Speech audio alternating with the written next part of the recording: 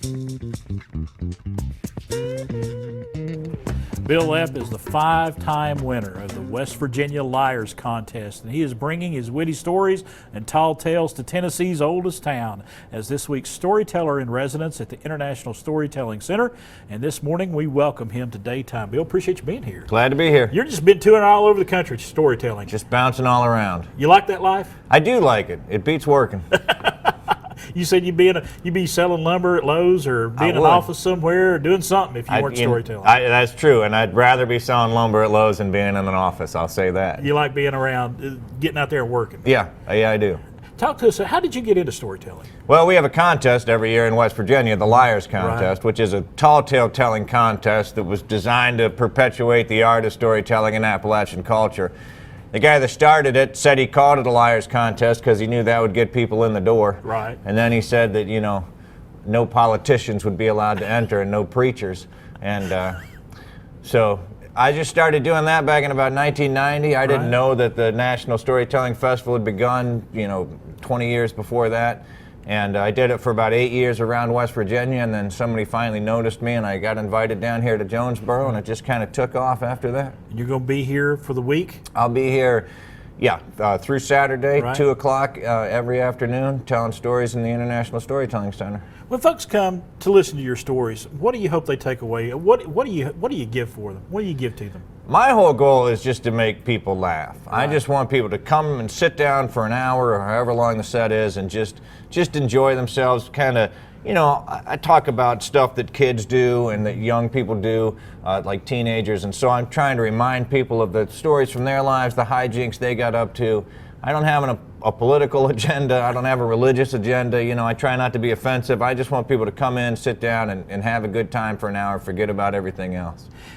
Storytelling is such a central part of, you got the International Storytelling Center there in Jonesboro. What's it mean for you to have a place like that where you can come and know it's all about storytelling? It's fantastic. And again, I didn't know anything about it until about 15, 17 years ago. But yeah, it's just to have a place that's dedicated to just making sure that storytelling stays alive in the world. And all these different storytellers that come to the Teller in Residence throughout the course of the year, they're through October every week, I guess.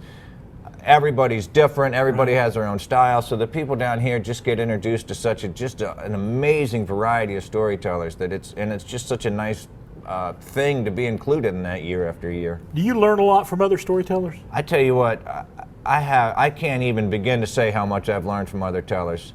Just watching what they do and the things that they talk about have inspired me. Oh, I could write a story about that. I could write a story about that. And it's just, the people I work with are really some of the most talented performers in the world. And just to watch their stagecraft and what they can do on stage, I learn every time I see another storyteller, I learn something. And I know the folks that come to Jonesboro for Storyteller in Residence, they interact. It's a great audience and performer. You get great interaction there, don't you? Yeah, and this is the greatest audience. I don't even say no offense to anyone else. This is the greatest storytelling audience in the world here in Jonesboro, Tennessee. Because they're story savvy. They've been listening to stories down here for a quarter of a century, almost half a century now. And so they know how to listen. They give the storyteller the benefit of the doubt, and they show up. The theater is full, 2 o'clock every day this week. There'll be a bunch of people down there, 90, 100 people in the theater, and ready, eager, wanting to hear stories. Yeah, this is the greatest place to tell stories. And that makes things great for you. Oh, it makes it so much easier. Yeah. Well, when you don't have to win the audience over, I go to I'm just going to say Kiwanis, no offense, Kiwanians, but you go to a Kiwanis luncheon where not everybody knows about storytelling. You got to spend half your time introducing people to what storytelling is before you can really get rolling. But here, everybody knows what's happening. So. All right, Bil Lepp, thank you for being with us today. It is going to be, I know folks are going to fill up that room down there for you this week, and you're going to be back in October for the National Storytelling I'll be Festival. back in October, and again, people will be here every week through October. Oh yeah, so absolutely. Come every week. Don't just come see me, come see the people I work with. So. Absolutely. We've got the information right there on the screen. It's Storytelling Live featuring Bil Lepp now through May 6th at the International Storytelling